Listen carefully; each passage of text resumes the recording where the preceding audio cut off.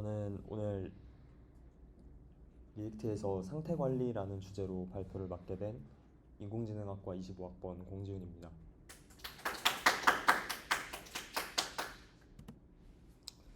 먼저 시작하기에 앞서서 순서를 먼저 설명을 드리자면 리액트에서의 상태 관리가 무엇인지, 상태가 무엇인지에 대해 간단히 설명을 하고 그 다음에 차례대로 유즈 스테이트, 유즈 콘텍스트, 주 스탠드에 대해서 어떻게 사용하고 각각의 어떤 차이점이 있는지 이야기를 해보도록 하겠습니다. 그리고 주 스탠드와 비슷한 라이브러리인 리코일이나 리덕스와의 비교도 간단하게 해보면서 발표를 마무리 짓도록 하겠습니다. 먼저 리액트에서의 상태 관리를 알아보도록 하겠습니다. 리액트에서의 상태는 컴포넌트 속의 데이터를 의미하고 이런 데이터는 유저와의 상호작용 또는 API 요청 이런 요소들에 의해서 지속적으로 업데이트 됩니다. 이런 상태 관리는 크게 두 가지로 나눌 수 있는데요. 먼저 지역적 상태 관리와 전역적 상태 관리로 나눌 수 있습니다. 유즈 스테이트는 지역적 상태 관리에 해당하고 주 스탠드는 전역적 상태 관리에 해당한다고 말할 수 있는데요. 그러면 유즈 콘텍스트는 어디에 해당할까요? 유즈 콘텍스트는 이따가도 설명을 드리겠지만 지역적 상태 관리와 전역적 상태 관리 둘 다 사용할 수 있다는 점에서 저는 그 중간에 이렇게 배치를 해놨습니다. 그러면 먼저 유즈 스테이트에 대해서 알아보도록 하겠습니다. 아마 리액트를 다뤄보신 분들이라면 모두 한 번씩은 써보셨을 그런 훅인데요. 다들 아시겠지만 지역적 상태 관리를 위한 기본적인 훅입니다. 여기 코드를 보면은 이 유즈 스테이트 훅을 통해서 스테이트와 setState라는 함수를 받아서 그걸 이용해서 값을 표시하거나 또는 값을 수정하는 그런 구조로 이 유즈 스테이트를 사용을 하죠. 이때 만약에 자식에서 이 부모의 스테이트에 접근하고 또는 수정하기 위해서는 props를 이용을 해서 스테이트나 setState 함수를 넘겨줘야 합니다. 그러나 여기에서 문제가 발생을 하는데요. 만약에 부모에 있는 스테이트를 깊이 위치한 컴포넌트에 전달하려면 어떻게 해야 할까요? 이 사진에 나온 것처럼 props를 일일이 중간 컴포넌트에서 모두 넘겨줘야 합니다. 이런 현상을 props 드릴링이라고 하는데요.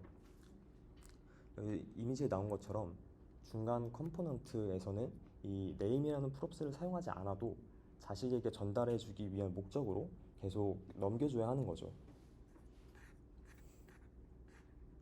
이 props 드릴링은 여러 가지 문제가 있는데요. 먼저 당연히 코드 가독성이 저하합니다.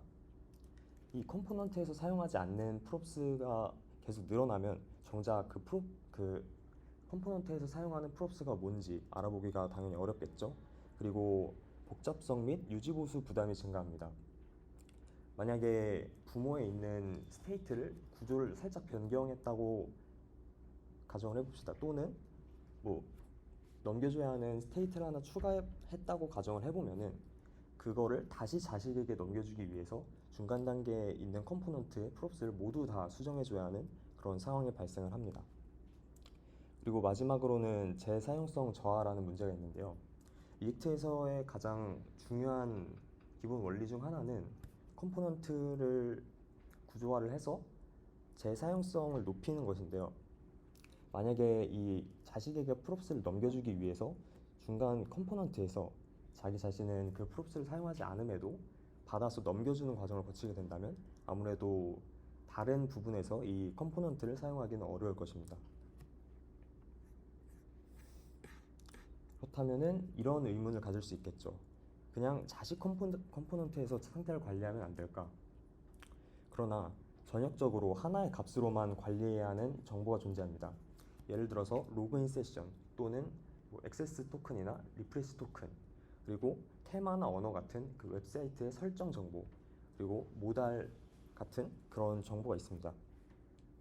이 중에서 모달에 대해서 좀 더 설명을 해보면은 이렇게 웹사이트에 이런 여러 가지 모달을 아마 자주 보셨을 겁니다.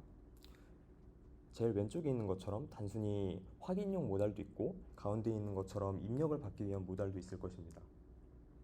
이런 모달은 내용은 달라도 굉장히 유사한 요소들이 많은데요. 예를 들어서 모달이 열릴 때 밑에서 위로 올라오는 애니메이션이라든지 또는 배경이 어두워지는 것이라든지, 그리고 모달이 닫힐 때 애니메이션, 그리고 배경을 눌렀을 때 모달이 닫힌다는 이런 요소들이 공통되는 부분이겠죠. 그리고 또 주목해야 할 점은 웹사이트에서 모달은 최대 1개까지만 열릴 수 있다는 점입니다. 그래서 이런 요소를 고려를 해봤을 때 모달을 여러 개를 각각 만들어서 따로따로 관리할 게 아니라 하나로 만들어서 공통되는 부분을 한 번에 통제할 수 있으면 좋겠죠. 그래서 실제로 모달을 만들 때 뭐 아까 말씀드린 것처럼 그런 공통되는 부분만을 하나의 컴포넌트로 빼서 그렇게 모달을 개발을 많이 하는데요.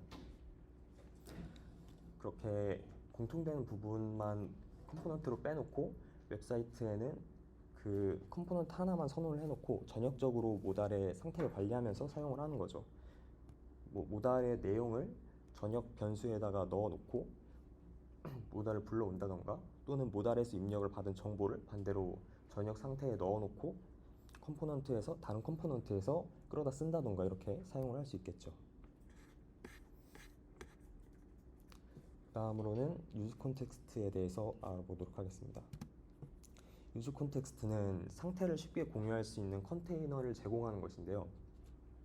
여기서 조금 주의해야 될 점은 유즈 스테이트처럼 값을 직접 관리하는 훅이 아니라 컨테이너를 제공한다는 점입니다.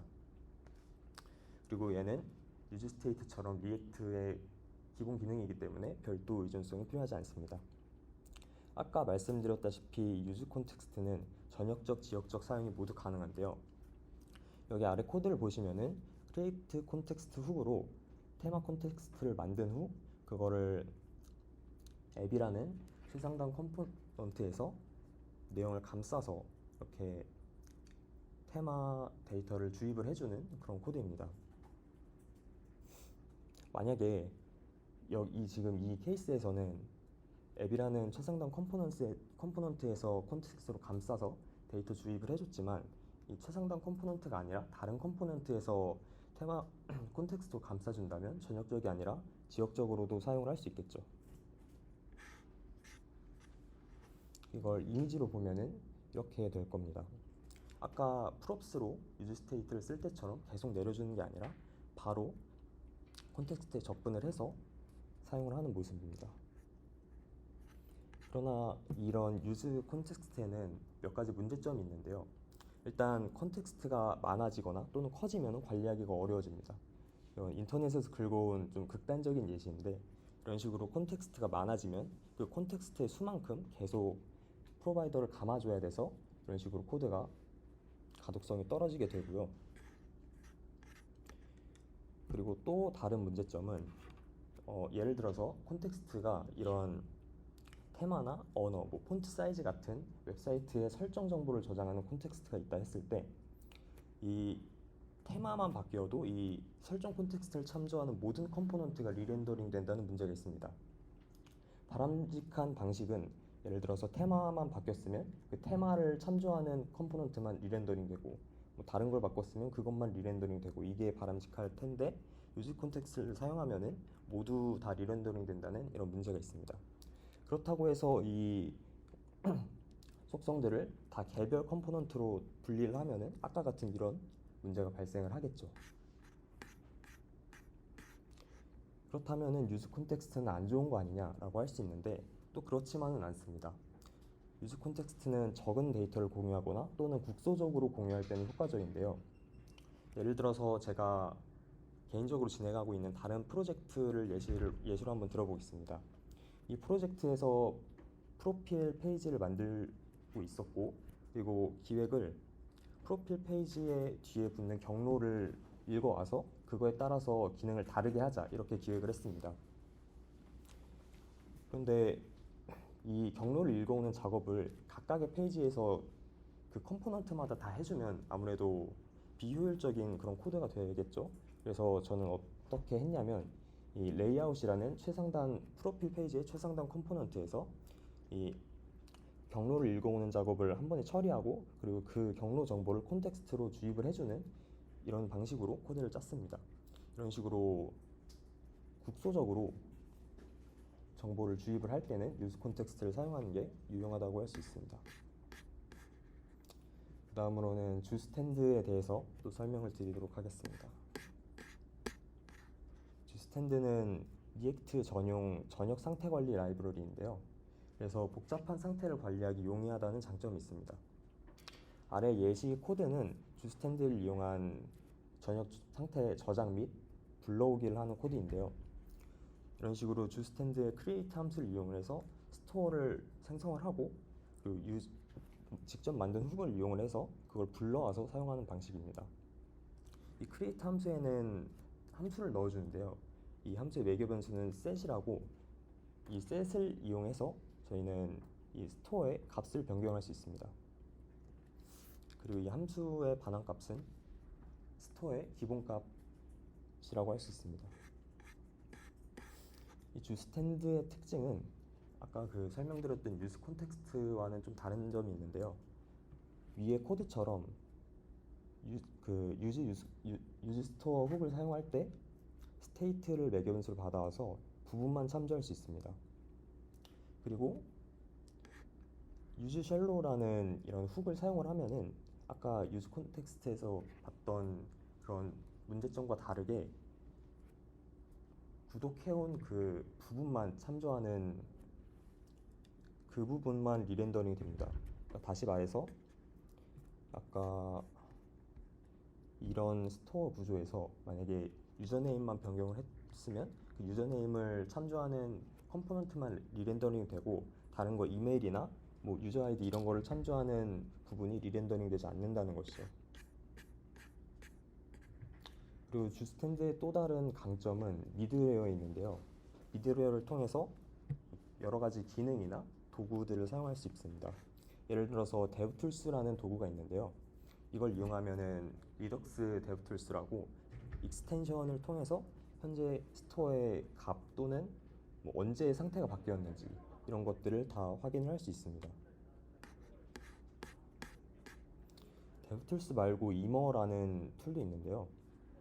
이건 어떤 거냐면 왼쪽처럼 만약 스토어가 굉장히 중첩된 구조로 되어 있다고 가정을 했을 때 이 원래 같았으면은 이 제일 깊은 곳에 있는 테마라는 이 프로퍼티를 설정을 해주는 함수를 만들 때 오른쪽 코드처럼 스테이트를 계속 스프레드를 해주면서 다른 정보들을 복원시켜주는 작업을 해야지 다른 정보들을 보존시키면서 테마 정보만 바꿀 수 있습니다.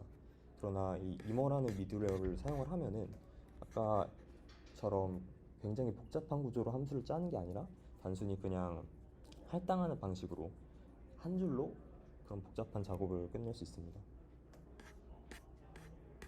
이 외에도 퍼시스트라는 미들웨어가 있는데 이걸 통해서 로컬 스토리지나 세션 스토리지 저장을 자동화할 수 있습니다. 그리고 주스탠드와 유사한 라이브러리인 리덕스와 리코일에 대해서도 한번 간단히 알아볼게요.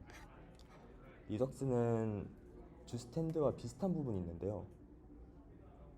스토어라는 개념을 공유를 하는데 리덕스는 주스탠드와는 다르게 하나의 스토어만 사용을 하는 게 바람직합니다. 그리고 여기 코드에 나와 있는 것처럼 인크리먼트, 디크리먼트 이렇게 명시적으로 액션을 지정을 해줍니다. 그래서 주스탠드의 스토어에 비해서 좀 더 정형화된 구조의 스토어를 가지게 됩니다. 그리고 값을 변경을 할 때도 디스패치라는 이런 훅을 사용을 해서 변경을 하게 됩니다. 반면에 리코일은 아톰을 기반으로 전역 상태를 관리하게 되고 주스탠드 리덕스와는 다르게 오히려 리액트의 그냥 스테이트 기능과 비슷한 구조로 전역 상태 관리를 하게 됩니다. 그래서 이렇게 비교를 해보면은 리코일이랑 주스탠드에 비해서 리덕스가 보일러플레이트 코드가 더 많지만 그만큼 리덕스가 더 안정적인 부분이 있어서 대규모 프로젝트에서는 리덕스를 사용을 하는 게 바람직하고 그리고 이외에 뭐 중규모나 소규모 프로젝트에서는 리코일이나 주스탠드를 많이 사용합니다. 그리고 리덕스는 스토어 슬라이스 이거를 설정해주면 되고 리코일과 주스탠드는 아톰 후 이렇게 한 가지만 설정을 해주면 되고, 그다음에 리덕스는 리액트 전용이 아니라 범용 라이브러리이기 때문에 리코일이나 주스탠드에 비해서는 덜 리액트 친화적이라고 할 수 있을 것 같습니다. 발표 들어주셔서 감사하고 혹시 질문 있으시면 말씀해 주시면 될 것 같습니다. 감사합니다.